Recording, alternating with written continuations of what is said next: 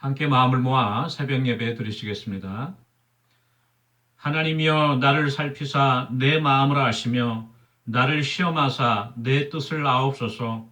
내게 무슨 악한 행위가 있나 보시고 나를 영원한 길로 인도하소서. 아멘.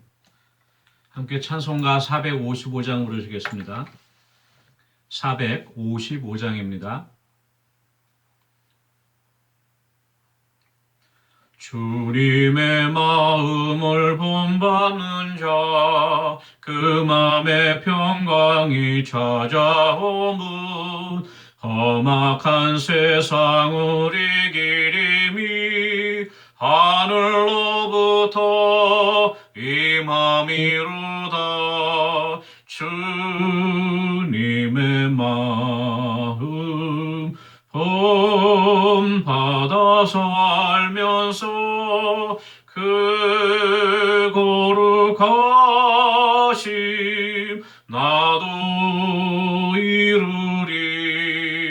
주 모습 내 눈에 안 보이며 금성 내 귀에 안 들려도 내 영혼 날마다 주를 만나 신령한 말씀 늘 배우도다.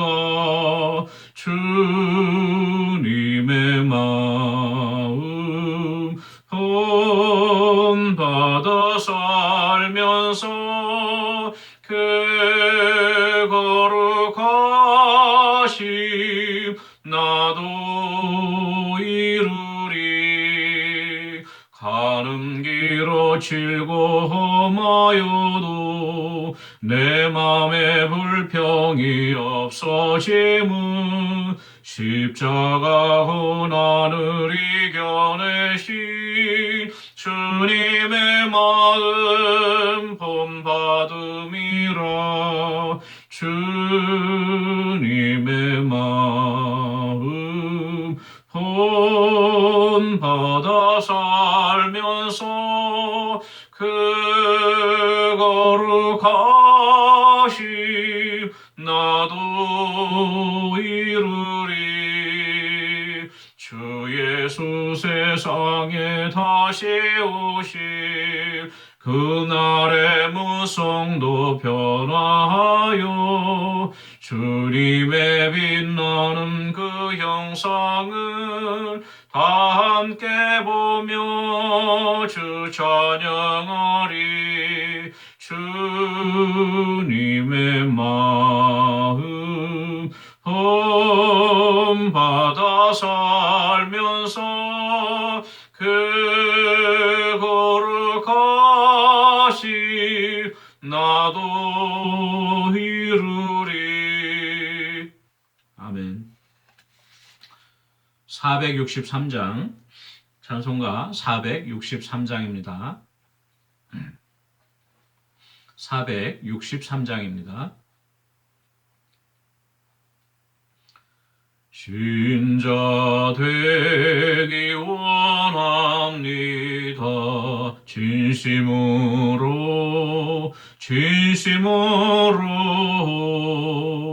신자 되기 원합니다. 진심으로 신자 되기 원합니다. 진심으로 사랑하기 원합니다. 진심으로 사랑하기 원합니다. 진심으로 진심으로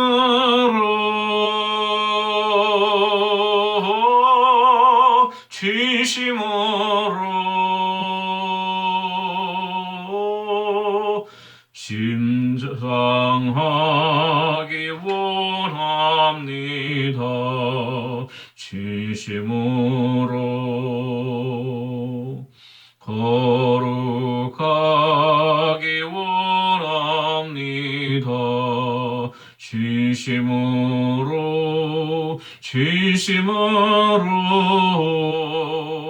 거룩하기 원합니다. 진심으로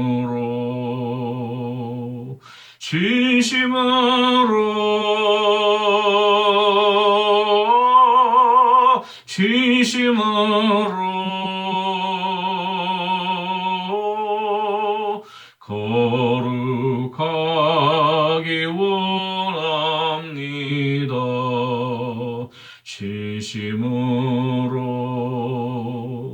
예수 닮기 원합니다. 진심으로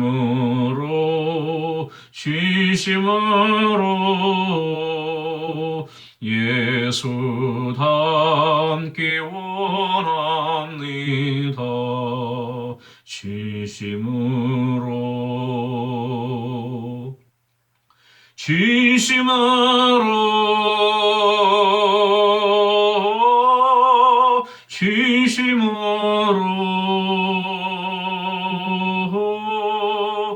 예수 닮기 원합니다. 진심으로 아멘. 하나님의 말씀은 구약성경 사무엘하 14장 25절에서 33절까지 말씀을 보시겠습니다. 사무엘하 14장 25절에서 33절까지 말씀, 제가 갖고 있는 성경으로 485쪽에 있습니다. 사무엘하 14장 25절에서 33절까지 말씀을 함께 읽겠습니다. 온 이스라엘 가운데에서 압살롬같이 아름다움으로 크게 칭찬받는 자가 없었으니 그는 발바닥부터 정수리까지 흠이 없음이라. 그의 머리털이 무거움으로 연말마다 깎았으며 그의 머리털을 깎을 때에 그것을 달아본즉 그의 머리털이 왕의 저울로 200세겔이었더라. 압살롬이 아들 셋과 딸 하나를 낳았는데 딸의 이름은 다말이라. 그는 얼굴이 아름다운 여자더라. 압살롬이 2태 동안 예루살렘에 있으되 왕의 얼굴을 보지 못하였으므로 압살롬이 요압을 왕께 보내려 하여 압살롬이 요압에게 사람을 보내 부르되 그에게 오지 아니하고 또다시 그에게 보내되 오지 아니하는지라. 압살롬이 자기의 종들에게 이르되 보라, 요압의 밭이 내 밭 근처에 있고 거기 보리가 있으니 가서 불을 지르라 하니라.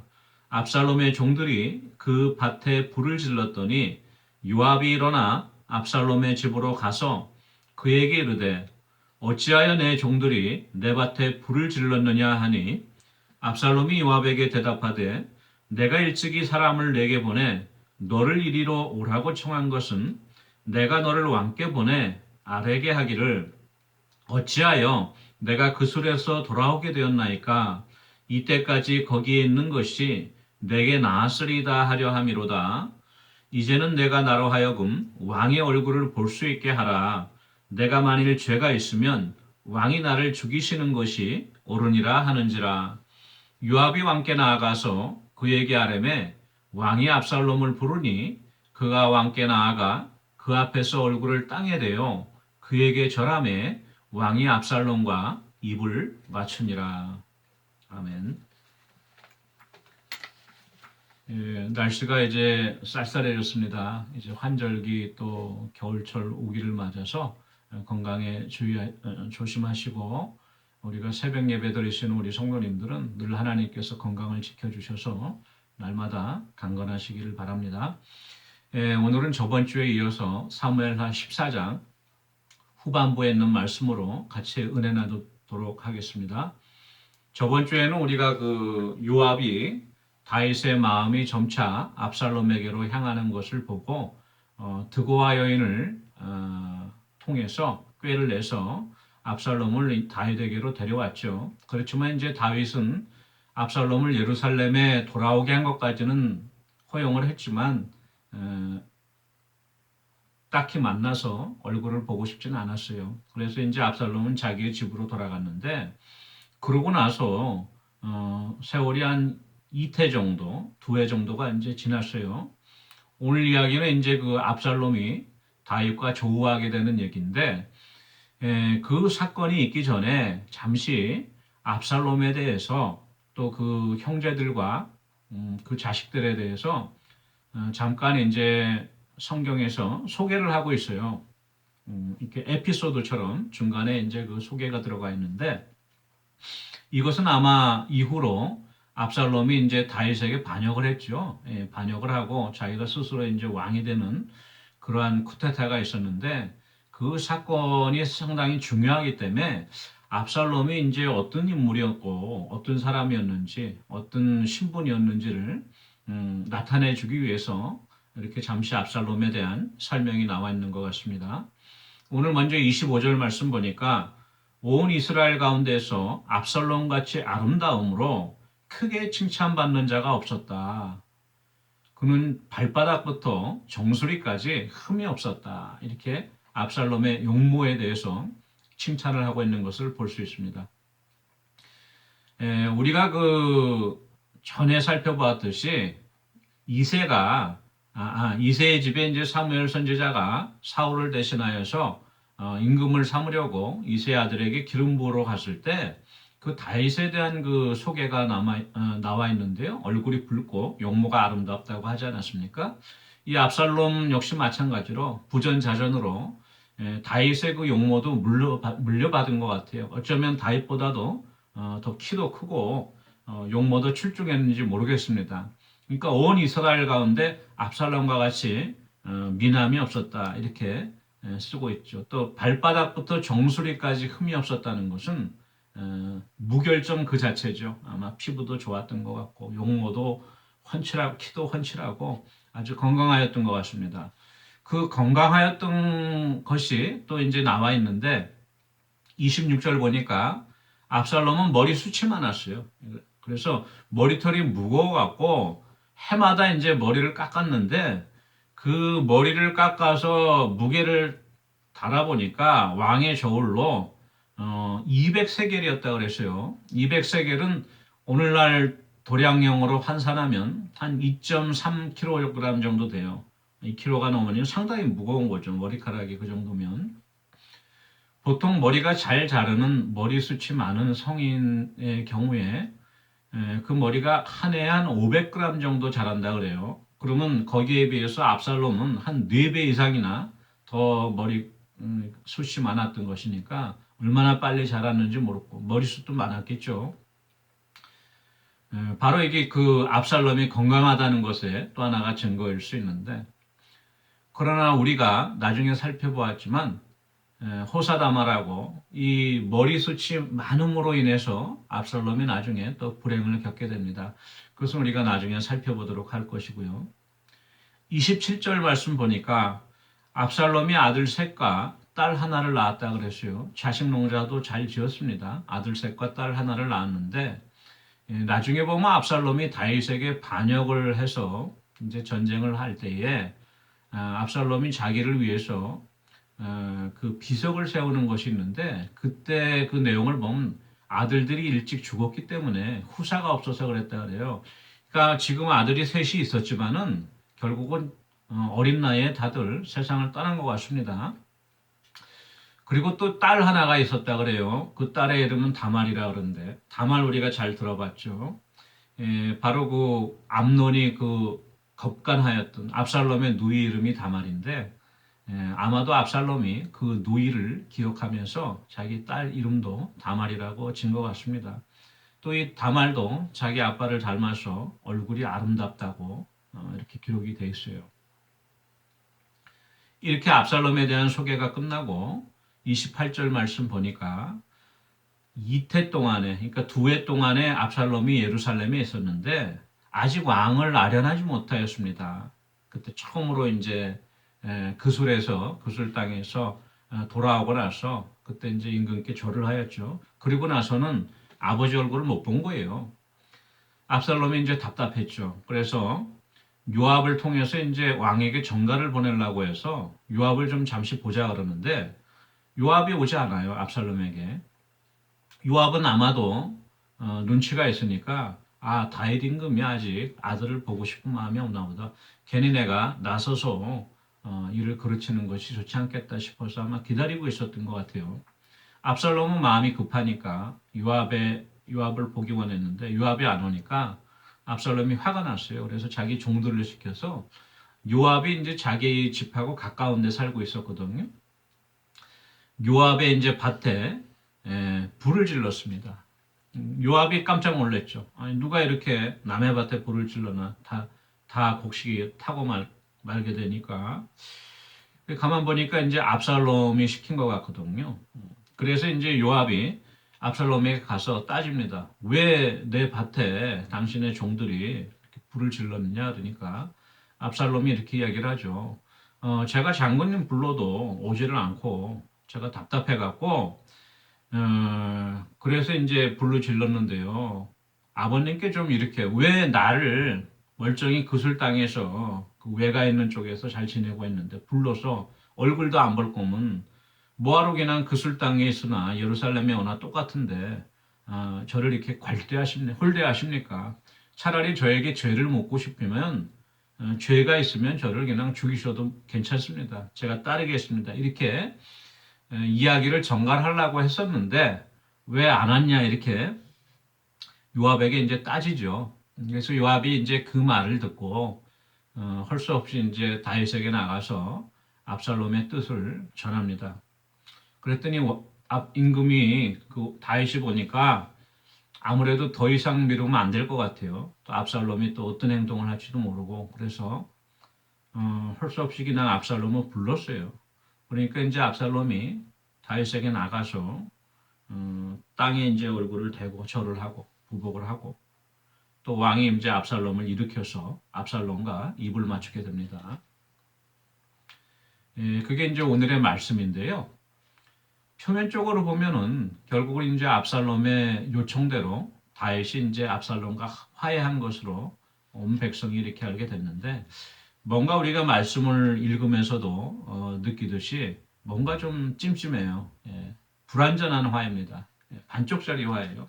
겉으로는 이제 압살롬과 다윗이 그러니까 부자지간에 화해하고 입을 맞춘 걸로 이렇게 끝나고 있지만 뭔가가 좀 불완전합니다.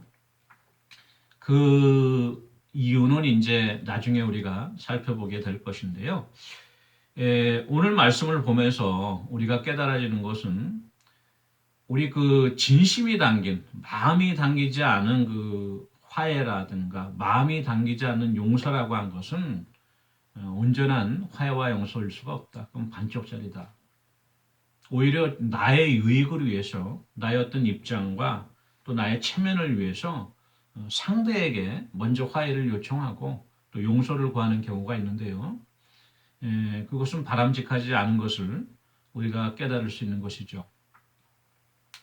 우리가 진심이 담긴 것이 중요한데요. 오늘 압살롬도 그래요. 진심으로 자기가 자기 형 암논을 죽인 그 살인죄에 대해서 뉘우치고 또 잘못을 깨달았다면 자기 아버지가 다윗의 어떤 처치가 있을 때까지 묵묵히 기다리고 있었어야 돼요. 그렇죠? 자기가 입이 100개라도 할 말이 없는 거죠. 그런데 오히려 임금에게 내게 죄가 있으면은 죄를 물어라. 이렇게 대듭니다. 대들어요. 그럼 무슨 얘기나 하면 아니 그 형 암논이 내 누이를 다말을 겁간한 것이 먼저 큰 죄지. 거기에 대한 나는 누이에 대한 복수로 정당하게 또 암논을 살해한 것인데 물론 실수였지만 누구 죄가 더 크겠냐 이렇게 아버지에게 따지고 싶었던 겁니다. 그 마음은 감추고 이렇게 아버지를 찾아가서 화해를 요청한 그 압살롬의 속마음은 우리가 밝게 할 수 있는 것이죠. 다윗 역시 마찬가지예요. 자기가 온전히 아들을 용서하고 그 만나고자 하는 그 마음이 있었으면은 먼저 불렀겠죠. 근데 그렇지 않은 상황에서 억지로 그 사람들의 눈을 의식해서 이렇게 화해 제스처를 취함으로 말미암아 오히려 이것을 빌미로 해서 압살롬이 이스라엘 백성들에게 세력을 얻게 되고 결국은 반란을 일으키고 쫓겨나게 되는 그런 어려움을 겪게 됩니다. 뭔가가 이 미심쩍은 것은 끝까지 결과가 좋지 않은 것을 우리가 볼 수 있는데요. 마가복음 9장 50절에 이런 말씀이 있습니다. 주님께서 하신 말씀인데요. 소금은 좋은 것이로되 만일 소금이 그 맛을 잃으면 무엇으로 이를 짜게 하겠냐 해서 소금에 대한 이제 비유를 말씀하시면서 마지막에 이렇게 말씀하세요. 너희 속에 소금을 두고 서로 화목하라 하시니라. 이 소금을 두고 화목하라고 하는 것이 무엇이냐? 우리 많은 성경학자들의 해석이 있지만 이 땅의 소금은 변치 않는 영원성을 이야기하죠. 변치 않는 그 소금, 그 방부제 역할을 감당, 부패를 하지 않게 하고.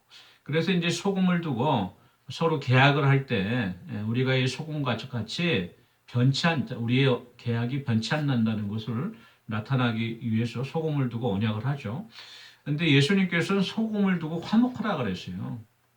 근데 결국은 이 소금이라고 하는 것은 내가 녹아져 갖고 다른 그 물체에 또는 다른 사람에게 내가 녹아져 들어감으로 말미암아 그 사람을 살리고 또 다른 물질들이 썩지 않도록 하는 역할을 감당하는데 소금이 내가 썩지 않고 가만히 있으면 그 역할을 감당할 수가 없죠. 그래서 아마도 그 예수님께서 이 소금을 두고 화목하라는 것은 내가 먼저 녹아지고 내가 먼저 낮아지고 온전히 상대방을 먼저 생각하는 그러한 뜻으로 이렇게 화목하라고 말씀하신 것 같아요. 근데 나는 전혀 양보가 없고 나의 욕심과 유익은 그대로 놔둔 채로 상대방에게서 애써서 내가 먼저 답답하니까 화해한다고 그러고 화목한다고 하는 것은 진정한 화해와 화목이 될 수 없을 것입니다. 우리가 이 말씀을 기억하면서 행여라도 내가 지금 불화한 사람이 있든가 나와 사이가 좋지 않는 사람이 있을지라도 앞서서 급하게 나의 어떤 그 죄책감을 덜거나 나의 입장을 어떻게 세우기 위해서 찾아가는 것보다는 먼저 깊이 생각하고 나에게 잘못이 있으면은 먼저 돌이켜 뉘우치고 또 상대방에게 나에게 잘못이 있을지라도 그 상대방이 먼저 뉘우치고 깨달아서 나에게 손을 내밀 때까지는 우리가 인내하며 기다릴 수 있는 그러한 은혜가 저와 여러분에게 함께하기를 원합니다. 우리 같이 기도하는 시간 갖도록 하겠습니다. 우리 감사의 계절을 맞이하여서요. 이제 2주 앞으로 다가왔는데 우리 추수감사절 그리고 저희 교회 창립 기념주일입니다. 그동안 참석하지 못했던 우리 육신이 연약하신 성도님들 또한 그동안 교회 예배에 출석하지 못했던 성도님들이 이번 감사절에 다 같이 함께 참석하여서 하나님께 영광 돌릴 수 있는 그런 예배가 있을 수 있도록 위해서 기도해 주시고요. 우리 환우들 위해서 기도해 주시고요. 우리 노두복 장로님, 또 김승태, 양승호, 차윤식, 최덕김 집사님, 또 정영철 성도님, 김종순, 김종현, 송경희, 신옥자, 양성명, 정수경 원사님, 그 밖에도 기억나는 대로 우리 환우들 위해서 함께 기도하겠습니다.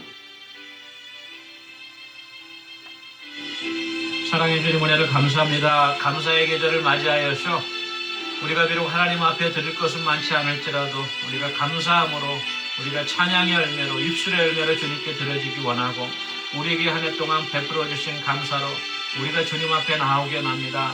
그동안 육신이 연약하여서 또 마음의 여러 가지 시험과 낙심으로 인하여 주님 앞에 나오지 못한 성도들일지라도 이번 우리 추수감사절 주일날 모두가 함께 참석하여 하나님께 영광 돌리고 하나님께 감사하며 함께 서로를 위로하며 격려하며 아버지 주님 앞에 나아갈 수 있는 귀한 예배의 회복이 있을 수 있도록 주님 도와주시고 또한 아버지 우리 연로하신 성도님들 또한 환우들을 기억하여 주시옵소서. 침상에서 또 병상에서 양로병원에서 혼자 또 외로운 가운데 또 낙심한 가운데 우리 환우들을 기억하여 주셔서 주님 찾아가 주시고 만져주시고 주님의 보혈로 치유하여 주셨기를 간절히 바라고 합니다. 다시금 셈을 주시고 강건케 하여 주셔서 속히 일으켜 주시며 다시 아버지 예배의 자리로 회복시켜 주시는 귀한 아버지의 은혜 역사로 저는 붙들어 주시옵소서. 감사드리고 예수님의 이름으로 기도합니다. 아멘.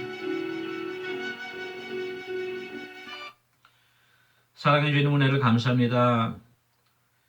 우리가 압살롬과 같이 나의 만족과 유익을 위해서 또 거짓된 마음으로 화해하고 또 화목하는 것이 아니고 진정으로 우리 마음 가운데 소금과 같이 녹아지고 우리가 희생되어지고 우리가 낮아짐으로 말미암아 상대방을 세우고 또 상대방을 위로하고 진정으로 화목하여질 수 있는 귀한 화목의 역사를 허락하여 주시옵소서. 감사드리고 예수님의 이름으로 기도합니다. 아멘.